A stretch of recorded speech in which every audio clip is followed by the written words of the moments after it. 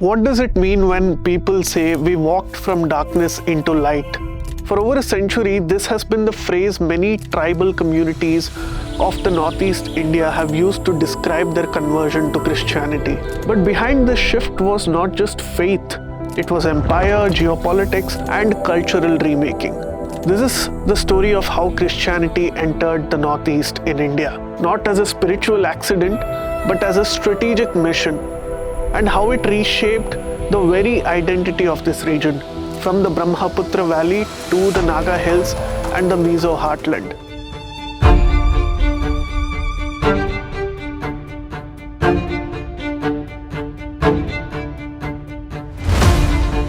While the East India Company first arrived in India, it did not come just with muskets and merchants. It brought chaplains, men tasked with mission to spread the gospel. By the late 1700s, the company had become a political power, ruling vast territories. To avoid unrest, London ordered precaution. For decades, the official policy was religious neutrality. Missionaries were discouraged. India's spiritual fabric was not to be disturbed. This changed officially in 1813 with the Charter Act, a legal landmark that quietly opened India to missionary work.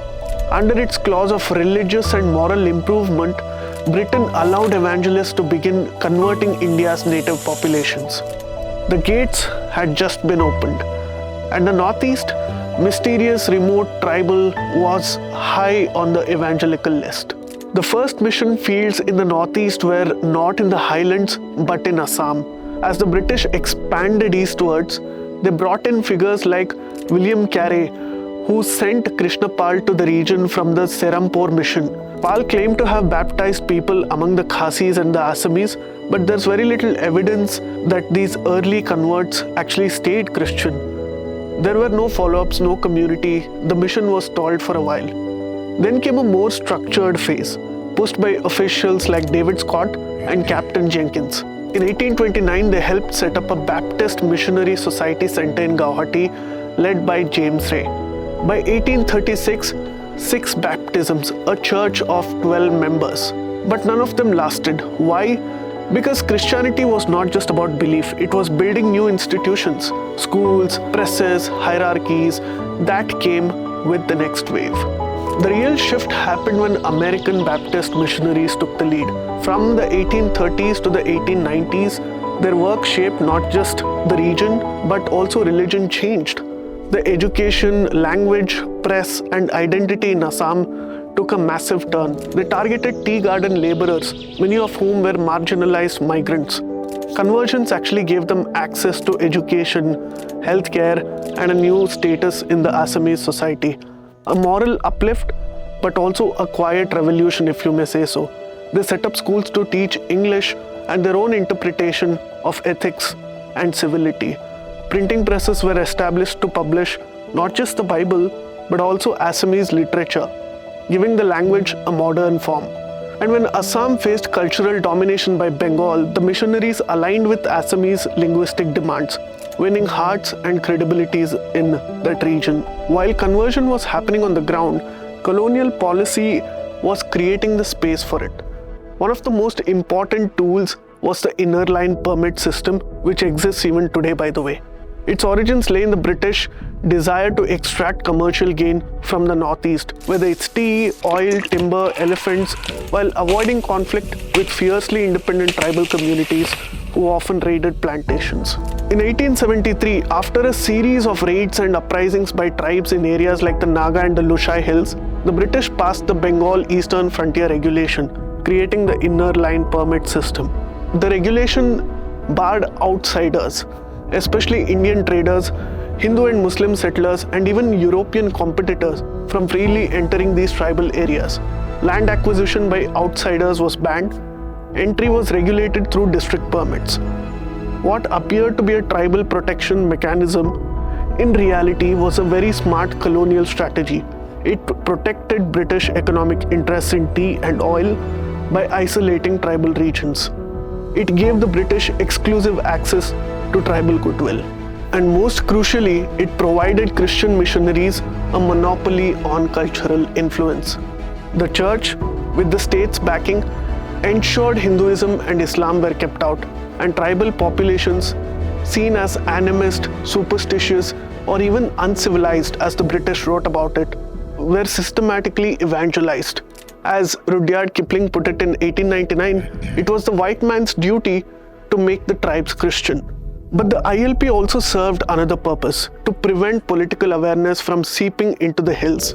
As Gandhi's non-violent freedom struggle shook the rest of India, the tribal areas remained untouched, isolated, watched, and converted. In time, this sealed the religious fate of the entire regions, whether it's Nagaland, Mizoram, and later Meghalaya, where Christianity became the dominant identity. But the ILP was not about protecting tribes. It was a part of a larger British vision to keep the Northeast permanently outside the Indian mainstream. This vision was formalized in the Crown Colony Plan proposed by Sir Robert Reid, the governor of Assam from 1937 to 1942. The idea was this: when Burma was separated from British India, the British still wanted a corridor of control, a buffer, between Assam and Burma, made up of the so-called excluded and partially excluded areas of the Northeast. These were the tribal regions with no direct representation in British Indian legislatures. Under the plan, these areas would become a separate crown colony ruled directly by the British, not as a part of independent India, and with no responsibility for development or welfare, just as a resource base: timber, tea, oil, elephants, and a zone for missionary expansion.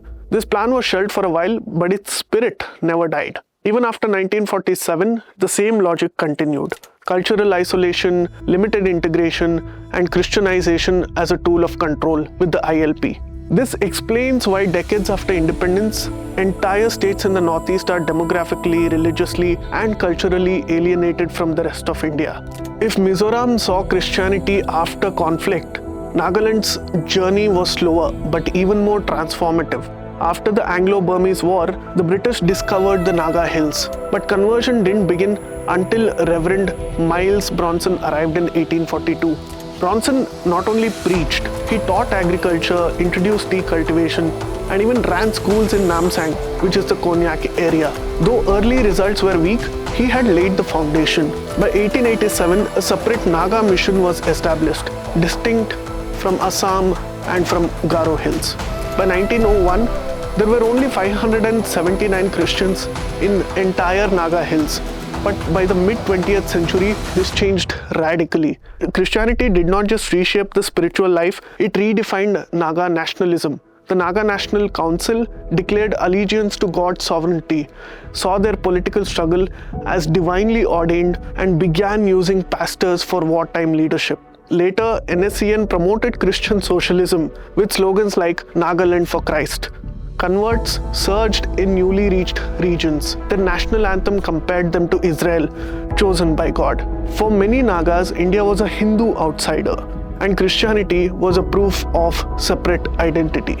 From the hills of Mizoram to the tea estates of Assam and the contested terrain of Nagaland, Christianity in the Northeast India was not just the story of salvation, it was also about cultural transformation, colonial engineering, and national identity.